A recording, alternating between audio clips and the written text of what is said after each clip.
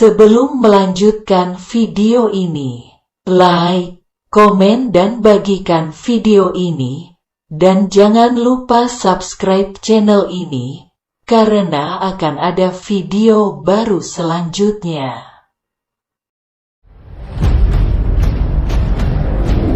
Pengembaraan Saribu Raja. Dalam pengembaraannya, Saribu Raja bertemu dengan Raja Nihomang. Bagi masyarakat suku Batak Homang sangat ditakuti. Dalam pertemuan itu, terjadi pertarungan antara Saribu Raja dengan Raja Nihomang. Kalau Saribu Raja kalah, akan menjadi anak tangga ke rumah Raja Nihomang.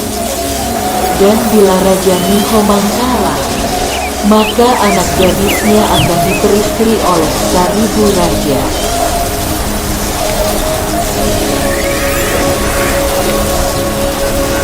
Beberapa lama kemudian pertarungan itu dimenangkan Saribu Raja.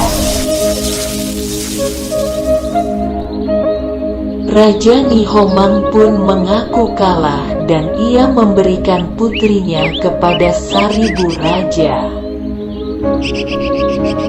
Sebelum dipersunting oleh Saribu Raja, sang putri raja itu ingin membuktikan kehebatan Saribu Raja.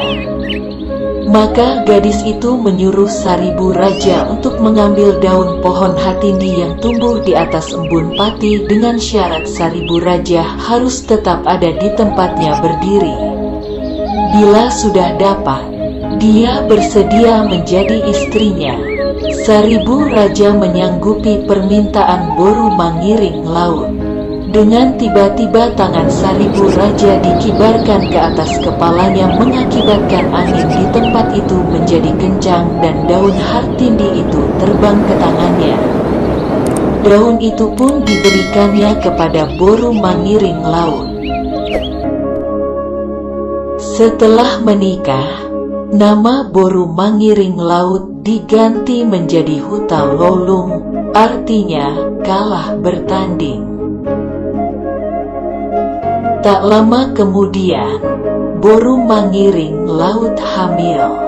Namun Saribu Raja tidak menunggu kelahiran anaknya. Dia akan melanjutkan pengembaraannya. Sebelum pergi, Saribu Raja memberikan sebuah cincin sakti kepada Nyai Mangiring Laut. Dengan berlinang air mata, Nyai Mangiring Laut pun merelakan kepergian Saribu Raja. Hari berganti hari, Nyai Mangiring Laut sangat mendambakan suaminya Saribu Raja ada di sampingnya, supaya ada yang menyampaikan persembahan ke Mula Jadi Nabolon, dan menyampaikan tonggo-tonggo pada saat akan melahirkan anaknya. Tibalah saat di mana Nyai Mangiring Laut ingin melahirkan, tetapi suaminya Saribu Raja tidak kunjung datang.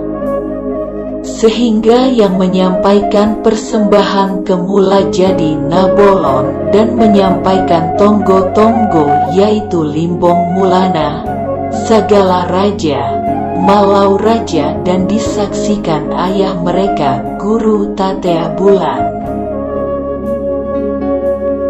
Nyai Mangiring Laut mengajak semua keluarga ke halaman rumah untuk berdoa.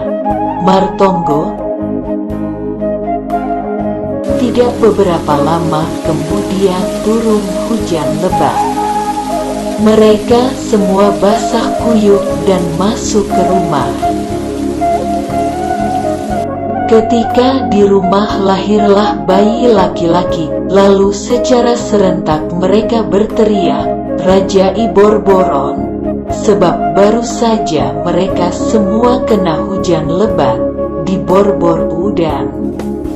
Sejak saat itu Limbong Mulana, Sagala Raja, Malau Raja merasa bersatu dengan bayi yang lahir yang diberi nama si Raja Borbor.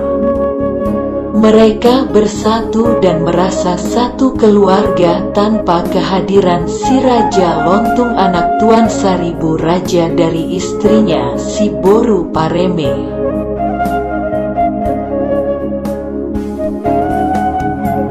Beberapa tahun kemudian, setelah Raja Borbor sudah dewasa, ia bertanya kepada ibunya keberadaan ayahnya. Nyai Mangiring Laut pun memberitahu tentang ayahnya dan memberikan cincin untuk mencari ayahnya. Lalu Raja Borbor permisi kepada ibunya untuk mencari ayahandanya menuju arah barat ke timur. Setelah beberapa hari kemudian, bertemulah Raja Borbor dan Raja Lontung di suatu tempat di tengah hutan. Mereka berdua saling memandang, dan si Raja Lontung yang duluan bertanya, "Siapakah engkau? Apakah engkau orang tuaku?" Namun si Raja Borbor tidak menjawabnya. Akan tetapi ia langsung marah melihat si Raja Lontung dan mereka langsung berkelahi. Karena dikiranya si Raja Lontung mengolok-olok si Raja Borbor, sehingga mereka pun berkelahi di tengah-tengah hutan selama 3 hari 3 malam.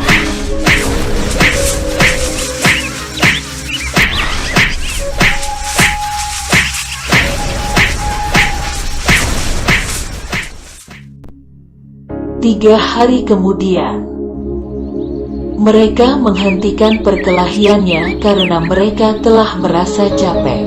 Tiba-tiba menangislah si Raja Lontung. "Oh ibu, kau berikan cincin ini kepadaku untuk mencari ayah.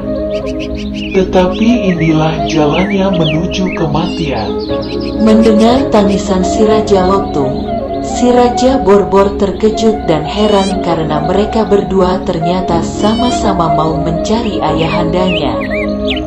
Kemudian si Raja Borbor teringat akan cincin pemberian ibunya. Si Raja Borbor akhirnya mendekati si Raja Lontung. "Aku juga mencari orang tuaku yang bernama Saribu Raja."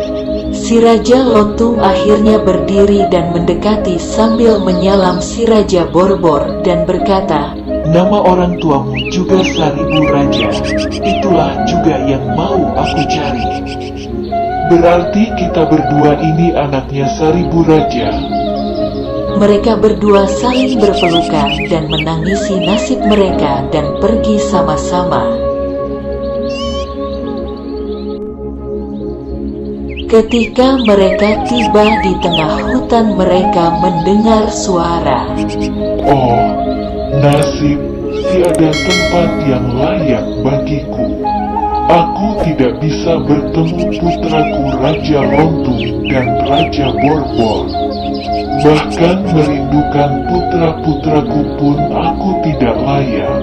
Mereka berdua mendekati asal suara itu. Mereka pun bertemu dengan Saribu Raja. Dengan penuh kebahagiaan mereka memeluk dan mencium ayahnya. Akhirnya perjalanan panjang mereka berbuah. Mereka telah bertemu dengan sang ayah. Ketika mereka mengajak ayah untuk pulang bersama, Saribu Raja menolak. Dia masih ingin melanjutkan perjalanannya. Dia menyuruh kedua anaknya untuk pulang.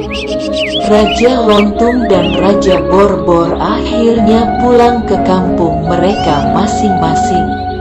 Mereka sudah puas walaupun hanya melihat wajah sang ayah. Sementara itu Saribu Raja melanjutkan perjalanannya sendirian.